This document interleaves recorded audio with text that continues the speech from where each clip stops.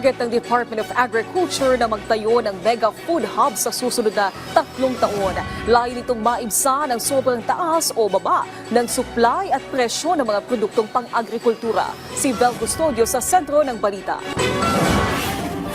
Nakipagpulong si Pangulong Ferdinand R. Marcos Jr. kay Department of Agriculture Secretary Francisco Chu Laurel Jr. para talakayin ng ilang mga proyekto para sa susunod pang 3 taon. Unang target ng ahensya ang pagpapatayo ng mega food hubs. Napakaraming volumes ng from gulay to karne to everything agricultural produce na tinitrade every day.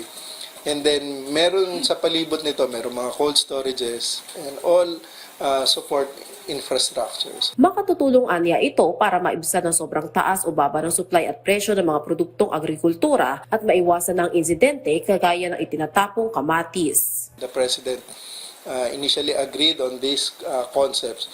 One will be placed sa Clark, another one will be placed in Quezon Province.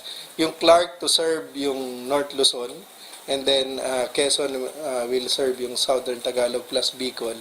And then there will be also some sort of similar projects in Luzon, in Visayas and Mindanao. Binasi ng DA ang konsepto nito sa pagbisita nila sa Thailand noong nakaraang buwan. Tinatayang 3.75 billion pesos ang inilaang budget para rito na posible nang masimulan sa susunod na taon. Bukod dito, inilatag na rin ng DA ang mga susunod pang proyekto. Na doon yung pipe irrigation network system, 25 billion. Na doon yung waterways na kagaya na ginagawa sa Vietnam.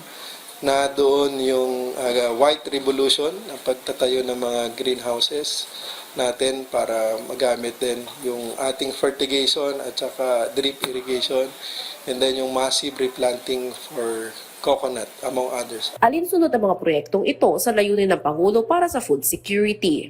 Vel Custodio para sa Pambansang TV sa Bagong Pilipinas.